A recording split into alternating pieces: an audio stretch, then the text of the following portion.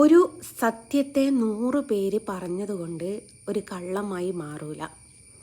ഇപ്പം ഒരു മനുഷ്യക്കുഞ്ഞിനെ കൊന്ന ഒരുത്തി പുണ്യാളച്ചും അത് കണ്ട് ഉറക്കെ വിളിച്ച് പറഞ്ഞ ഞാൻ താടകയുമായി വന്നു. വിഷയമില്ല.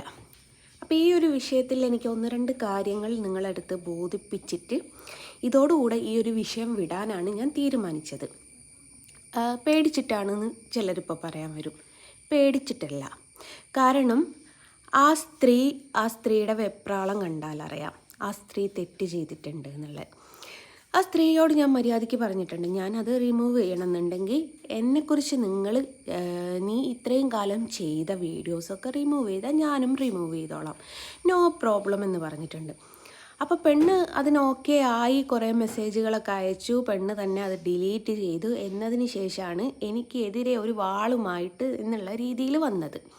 അപ്പം നിങ്ങൾക്ക് തന്നെ കണ്ടാലറിയാം, ഒരുപാട് ആൾക്കാർക്ക് ഇങ്ങനെ എൻ്റെ വോയിസ് അയച്ചു കൊടുത്തിട്ട് വീഡിയോ ചെയ്യോ എന്ന് പറഞ്ഞ് നിർബന്ധിച്ചിട്ടാണ് വീഡിയോ ചെയ്യിപ്പിക്കുന്നത്. ഞാൻ ആരോടും വീഡിയോ ചെയ്യാനും പറഞ്ഞിട്ടില്ല, ഞാൻ ആരോടും എന്നെ സപ്പോർട്ട് ചെയ്യാനും പറഞ്ഞിട്ടില്ല. കാരണം സത്യം എവിടെയാണോ അതേ വിജയിക്കുള്ളൂ. അങ്ങനെ ഈ പെണ്ണ് ഇത് മറ്റുള്ളവരിലേക്കൂടിയും എത്തണം, ഇത് കള്ളത്തരമാണ് എന്നുള്ളത് മറ്റുള്ളവരിലേക്കൂടി എത്തണം എന്നുള്ള രീതിയിലാണ് ഒരുപാട് ആൾക്കാരെ കൊണ്ട് ഈ ഒരു വീഡിയോ ഇങ്ങനെ ചെയ്യിക്കുന്നത്. അപ്പോൾ ഇതിൽ 1-2 കാര്യങ്ങൾ ഈ പെണ്ണിനെ മനസ്സിലാക്കേണ്ടവരുണ്ടെങ്കിൽ, ഈ സത്യം മനസ്സിലാക്കേണ്ടവരുണ്ടെങ്കിൽ അവർക്കായിട്ട് ഞാൻ 1-2 കാര്യങ്ങൾ തെളിവ് സഹിതം ഞാൻ പറഞ്ഞു തരാം. ഒന്നാമത്തെ കാര്യം, ഞാനൊരു ഫസ്റ്റ് വീഡിയോയിൽ പറയുന്നത് ഒരു അബോർഷൻ സംബന്ധമായിട്ടുള്ള കാര്യത്തിന് വന്നു എന്നാണ് പറഞ്ഞത്. അവിടുന്ന് ചെയ്തോ ഇല്ലയോ എന്നുള്ളത് എനിക്കും ആ കുട്ടിക്കും മാത്രമേ അറിയുള്ളൂ. അപ്പോൾ ഈ കുട്ടി ആ ഒരു സംഭവത്തെ വ്യക്തമായിട്ട് പറയുന്നു, ഞാൻ അബോർഷൻ ചെയ്തു എന്ന് പറയുന്നു എന്ന്. നിങ്ങൾക്ക് എൻ്റെ വീഡിയോസ് പലരുടെയും കയ്യിലുണ്ടാവും. ഞാനത് റിമൂവ് എന്നെക്കൊണ്ട് സൈബർ സെൽ ഓഫീസിൽ നിന്ന് വിളിച്ചതുകൊണ്ട്, ഞാൻ അവരെ ബഹുമാനിക്കുന്നത് കൊണ്ട് ഞാനത് റിമൂവ് ചെയ്തു. അപ്പം നിങ്ങൾക്കൊക്കെ കേട്ടവർക്കൊക്കെ അറിയാം, ഇത് സംബന്ധിച്ച് വരുന്നു എന്നേ പറഞ്ഞിട്ടുള്ളൂ. പക്ഷേ കുട്ടി പറഞ്ഞത് എന്താ, ഞാൻ അബോർഷൻ ചെയ്തു എന്ന് പറഞ്ഞു.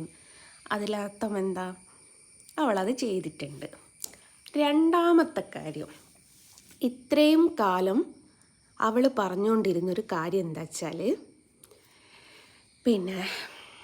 ഞാൻ ഒരു ചിത്രകാരിയല്ല, ഞാൻ ചിത്രം പ്രിൻ്റ് എടുക്കുകയാണ് എന്ന് പറഞ്ഞ്, നിങ്ങൾക്ക് അവളുടെ വീഡിയോസ് തന്നെ എടുത്ത് നോക്കിയാൽ കാണാം.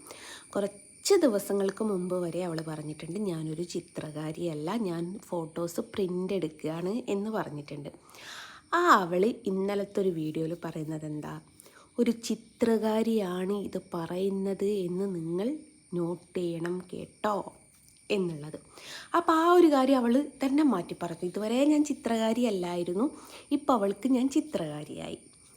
മൂന്നാമത്തെ വിഷയം എന്താ വെച്ചാൽ, ഇത്രയും കാലം അവൾ പറഞ്ഞുകൊണ്ടിരുന്നത് ഞാൻ കൃഷ്ണഭക്തയല്ല, ഞാൻ കപടഭക്തയാണ് എന്ന് പറഞ്ഞുകൊണ്ടിരുന്ന അവൾ ഇന്നലെ അവളുടെ വായ കൊണ്ട് പറഞ്ഞതെന്താ, ഒരു കൃഷ്ണഭക്തയാണ് ഈ പറയുന്നത്, ഒരു ഭക്തക്കത് പറയാൻ പാടുണ്ടോ എന്ന്. അപ്പോൾ തന്നെ ആ കുട്ടിയുടെ കള്ളത്തരം എത്രത്തോളം ഉണ്ട് എന്നുള്ളത് നിങ്ങൾക്ക് മനസ്സിലായില്ലേ. അപ്പോൾ അത്രമേൽ വാ തുറന്നാൽ കള്ളത്തരം മാത്രമേ അത് പറയുള്ളൂ. പിന്നെ വേറൊരു കേസ് ഞാൻ കേട്ടത് എന്താ വെച്ചാൽ, കുട്ടിയുടെ കല്യാണം മുടങ്ങി എന്നുള്ളത്. ആ ഒരു കാര്യത്തിൽ നിങ്ങൾക്ക് തന്നെ ഒന്ന് ചിന്തിച്ചാൽ അറിയാലോ, ഒരു വിവാഹം ഉറപ്പിച്ച് ആരെങ്കിലും എന്തെങ്കിലും ഒരു വ്യാജ പ്രചരണം നടത്തുമ്പോഴേക്കും ആ വിവാഹം മുടങ്ങാൻ സ്വാഭാവികമായിട്ടും നിൽക്കൂല. കാരണം അത് ആ കുട്ടി ഈ കോഴിക്കോട് ജില്ലയിൽ വന്നിട്ടില്ല, കൊയിലാണ്ടി എന്ന് പറഞ്ഞ സ്ഥലത്ത് വന്നിട്ടില്ലെങ്കിൽ അവർക്കത് പ്രൂവ് ചെയ്യാൻ പറ്റുന്നൊരു സംഭവമാണല്ലോ.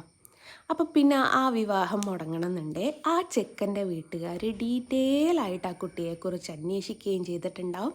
അതിന് വ്യക്തമായിട്ടുള്ള തെളിവ് അവർക്ക് കിട്ടിയതിന് ശേഷമാണ് അവർ ഈ വിവാഹത്തിൽ നിന്ന് പിന്മാറുക. ഒരാളൊരു വാക്ക് പറയുമ്പോഴേക്കും ഒരു വിവാഹം എന്തായാലും മുടങ്ങിപ്പോവില്ലല്ലോ. അപ്പം അത്രമേൽ സത്യമുണ്ട് എന്നുള്ളത് ചെക്കൻ്റെ വീട്ടുകാർക്ക് അത് മനസ്സിലാക്കി. ഏതായാലും ചെക്ക, നീ പിന്മാറിയിട്ടുണ്ട്, നിനക്കൊരു ബിഗ് സല്യൂട്ട്. ഇനിയിപ്പോൾ പിന്മാറിയിട്ടില്ലെങ്കിൽ കാലം ഇത് എങ്ങനെയാണ് തെളിയിച്ച് തരാമെന്നറിയോ? പലർക്കും പറ്റുന്നൊരു സംഭവമാണ്. ആദ്യം നിങ്ങൾ അബോർഷൻ ചെയ്യാൻ പോയാൽ പിന്നെ ദൈവം ഒരു കുഞ്ഞിനെ തരൂല.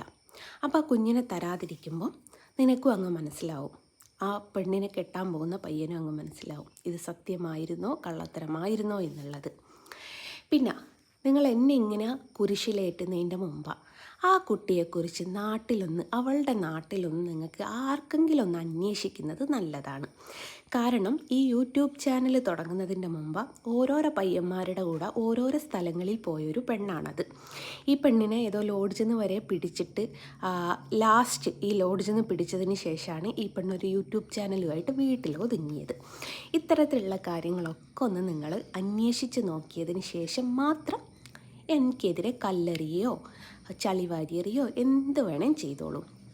പിന്നെ ഒരു കാര്യം കൂടി, നിങ്ങൾ എത്ര ഇത് റിപ്പീറ്റ് ചെയ്ത് പറഞ്ഞാലും സത്യത്തെ മൂടി വെക്കാൻ പറ്റൂല. ആ കുട്ടിയുടെ കള്ളത്തരങ്ങൾ ഇത്രമേൽ വെളിച്ചത്ത് ചാടാൻ ആ കുട്ടിയുടെ പേജ് തന്നെ എടുത്ത് നോക്കിയാൽ കാണാം. ഒരു കാലത്ത് എന്നെ സപ്പോർട്ട് ചെയ്ത് വീഡിയോ ഇട്ട, ഗുരുവായൂർ പ്രശ്നമുണ്ടായ സമയത്ത് എന്നെ സപ്പോർട്ട് ചെയ്ത് വീഡിയോ ഇട്ടത് ആ കുട്ടിയുടെ പേജിലുണ്ട്. ഈ കുട്ടി ഇവിടെ വന്നു എന്ന് പറയുന്ന ആ ഡേറ്റിൻ്റെ ശേഷമാണ് ഈ കുട്ടി എനിക്ക് നെഗറ്റീവായിട്ട് വീഡിയോ ചെയ്യൽ തുടങ്ങിയത്. എല്ലാ വീഡിയോസും ആ കുട്ടിയുടെ അക്കൗണ്ടിലുണ്ട്, നിങ്ങളതെടുത്ത് നോക്കുക. അതുകൊണ്ട് നിങ്ങളെല്ലാവരും ഇങ്ങനെ കല്ലെറിയുമ്പോൾ ഇത്തരം കാര്യങ്ങളൊന്നും ഇതിൽ സത്യമുണ്ടോ എന്ന് പലരും വീഡിയോ ചെയ്യുന്നത് ഞാൻ ശ്രദ്ധിച്ചിട്ടുണ്ട്. അവരുടെ മുഖം ചെയ്യണ്ടേ, ആ പെണ്ണ് പറഞ്ഞതല്ലേ, പക്ഷേ ഇതിൽ സത്യമുണ്ടോ എന്നുള്ളൊരു സംശയത്തോടെയാണ് പലരും ആ വീഡിയോ ചെയ്തത്. പലർക്കും അവളുടെ വോയിസ് ഞാൻ അയച്ച വോയിസായിട്ട് അയച്ചു കൊടുത്തിട്ട് അവർ വീഡിയോ ഇവളുടെ വീഡിയോ കോൾ എൻ്റെ കയ്യിലുണ്ട്. ഞാനത് പുറത്ത് വിടാത്തത് എൻ്റെ മാന്യത വിചാരിച്ചിട്ടാണ്, അല്ലാതെ കേസോ കൂട്ടോ ആകുമോ എന്ന് പേടിച്ചിട്ടല്ല. കാരണം ഇവൾ തെറ്റ് ചെയ്ത് എന്നുള്ളത് ഓൾമോസ്റ്റ് ഇപ്പോൾ എല്ലാവർക്കും മനസ്സിലായൊരു സംഭവമാണ്. തെറ്റ് ചെയ്യാത്തൊരു വ്യക്തിയാണ് അത്, ഓക്കെ, അതങ്ങ് റിമൂവ് ചെയ്താൽ തീരാവുന്ന വിഷയമല്ലായിരുന്നു. പക്ഷെ ആ വീഡിയോ തന്നെ ഇടിയിച്ച് ഓരോരുത്തരെ കൊണ്ട് വീഡിയോ ചെയ്യിക്കുന്നത് എന്തുകൊണ്ടാണ്? ഞാൻ തെറ്റുകാരിയല്ല എന്നിങ്ങനെ ആരെയോ ബോധിപ്പിക്കാൻ വേണ്ടിയിട്ടാണ്. അപ്പം നിങ്ങളെല്ലാവരും കൂടി എന്നെ ചളിവാരി എറിഞ്ഞോളൂ. പക്ഷേ ഒരു നാൾ കള്ളൻ എന്തായാലും പിടിക്കപ്പെടും. നിങ്ങൾക്ക് ഞാനെന്തോ അപരാധിയാണ്, ഞാൻ പറയുന്നത് കള്ളത്തരം മാത്രം പറയാൻ തുറക്കുന്ന ഒരു വ്യക്തിയായിട്ടാണ് നിങ്ങൾ കണക്കാക്കുന്നത്. പക്ഷേ ഏതൊരു മനുഷ്യനും അവരുടേതായ പോസിറ്റീവ് ഉണ്ട് എന്നുള്ളത് നിങ്ങൾക്ക് മനസ്സിലാവാൻ കിടക്കുന്നേ ഉള്ളൂ. കാലം മുന്നോട്ടല്ലേ. ഞാൻ ഒന്നിനെയും ഭയക്കാതെ വീണ്ടും മുന്നോട്ട് പോയത് എന്തുകൊണ്ടാണ്? ഞാനൊരു തെറ്റും ചെയ്തിട്ടില്ല.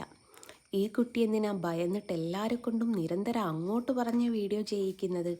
ഞാൻ ആരെക്കൊണ്ടെങ്കിലും, നിങ്ങൾ ആരെങ്കിലും, ഞാൻ വെല്ലുവിളിക്കുക, ആരെങ്കിലും എനിക്ക് പിന്നെ നിങ്ങൾക്ക് ഞാൻ വോയിസ് അയച്ചിട്ടുണ്ട്, അത് സഹിതം നിങ്ങൾക്ക് വീഡിയോ ചെയ്യാം, എന്നെ സപ്പോർട്ട് ചെയ്തൊരു വീഡിയോ ചെയ്യാം. ഞാൻ ആരോടും ചോദിക്കാനും പോയിട്ടില്ല. എന്നെക്കുറിച്ച് നെഗറ്റീവ് പറയുന്ന പോലെ എടുത്ത് ഞാൻ വിളിച്ച് ആ തെറ്റിദ്ധാരണ തിരുത്താനും പോയിട്ടില്ല. പക്ഷേ ഇവളതൊക്കെ ചെയ്യുമ്പം തന്നെ നിങ്ങൾക്ക് മനസ്സിലാവൂലേ കള്ളം കപ്പലിൽ തന്നെയാണെന്ന്. ഏതായാലും ഞാനിതോടുകൂടെ നിർത്തി. ബാക്കിയുള്ളത് നിങ്ങളൊക്കെ തീരുമാനിക്കാം. പിന്നെ കേസോ കൂട്ടോ വരുമോ എന്നുള്ള പേടിയാണ്. എനിക്കൊരു പേടിയില്ല. ഇതിനേക്കാട്ടിലും വലുത് വന്നിട്ട് മത്തായി ഉറങ്ങിയിട്ടുണ്ട്. എന്താണെന്നുള്ളത് നിങ്ങൾക്കറിയാമല്ലോ. പിന്നെയാണോ ഈ ചീറപ്പെണ്ണ്? എന്നാൽ ശരിയേ.